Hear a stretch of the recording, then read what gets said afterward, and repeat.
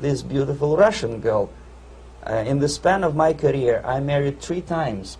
Most of these marriages were marriages of convenience on advice from the Department of Personnel.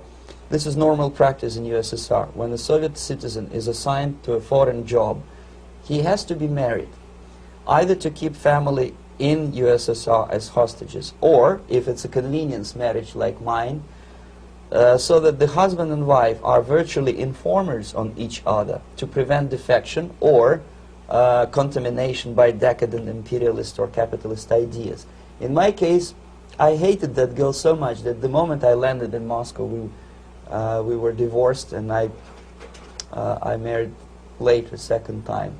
By the end of my first assignment in India, I was promoted to the position of public relation officer. You can see me here translating a speech by a Soviet boss. And you're on the right. I'm on the right here, yes. And it was, the occasion was commissioning of the refinery complex in Bihar, Barauni.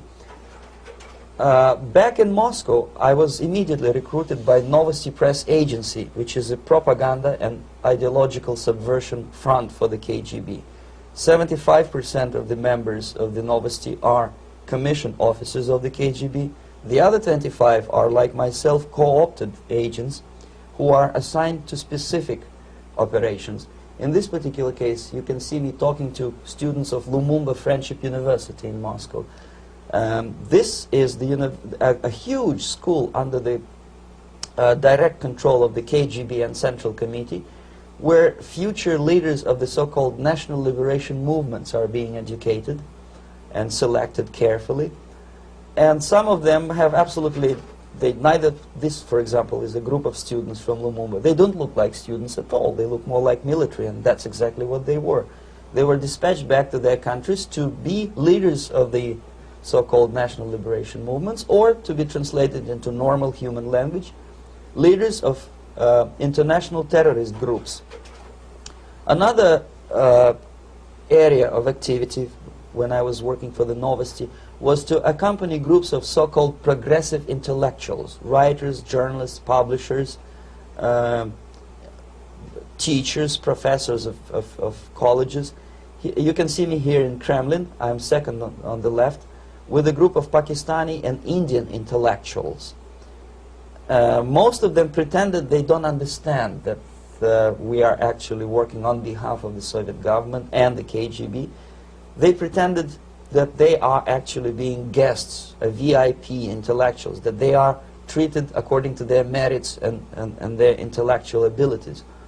For us, they were just a bunch of political prostitutes to be taken advantage for various propaganda operations. Therefore, you can see perfectly well the senior colleague of mine on the left doesn't really have that much respect on his face, and myself with a very skeptical smile, typical KGB sarcastic smile, anticipating another victim of ideological brainwashing. This is how a typical conference in Novosti headquarters in Moscow looked like. Sitting in the middle is Boris Burkov, the then director of Novosti Press Agency, high-ranking party bureaucrat in the Department of Propaganda. I am standing next to a famous Indian poet, Sumitranandan Pant. He was famous because he was an author. He was the author of a famous poem titled Rhapsody to Lenin. That's why he was invited to USSR, and everything was paid by the Soviet government. Pay special attention to number of bottles on the table. This is one of the ways to kill the awareness or curiosity of foreign journalists. One of my functions was to keep foreign guests permanently intoxicated the moment they land at Moscow airport. I had to take them to the VIP lounge and toast to friendship and understanding between the nations of the world. Glass of vodka, then a second glass of vodka.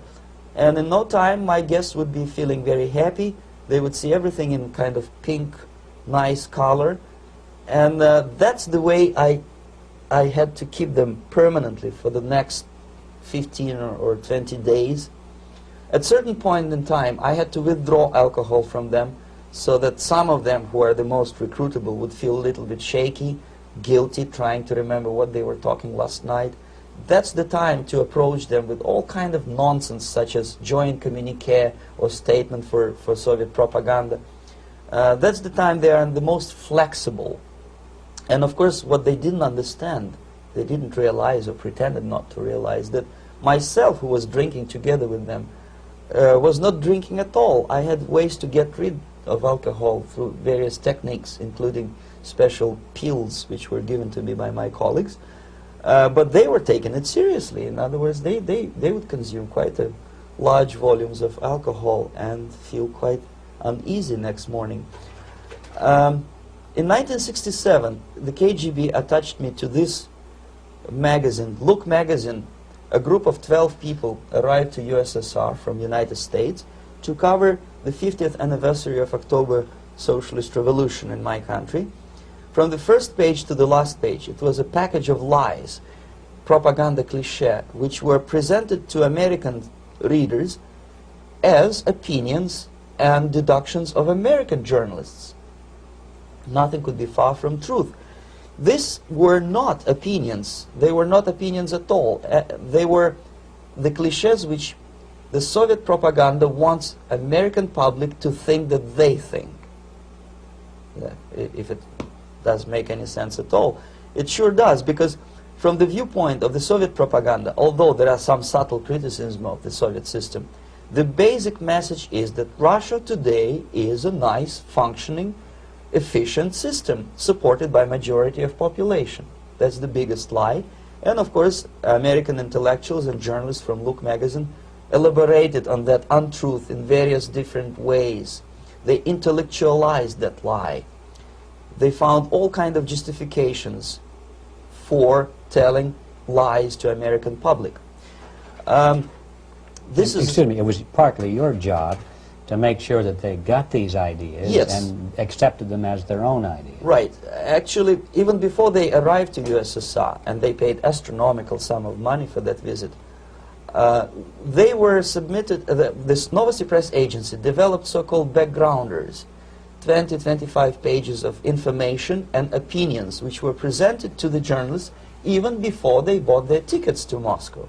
They had to analyze the situation, and judging on their reaction to that backgrounder, the local Novosti representative or local Soviet diplomat in Washington, D.C. would assess whether they be given visa to USSR or not. So but they were selected ahead of time. Yes, they were pre-selected very carefully, and there is not much chance for honest journalists to arrive to USSR and to stay there for 1 year and to bring this package of lies back home. This, for example, is a centerfold of the Look magazine. They presented this monument erected by Communist Party in Stalingrad as the symbol, personification of Russian military might. And they said in the article, which is published on the site, that Soviets are very proud of the victory in the Second World War. This is another big myth, a lie.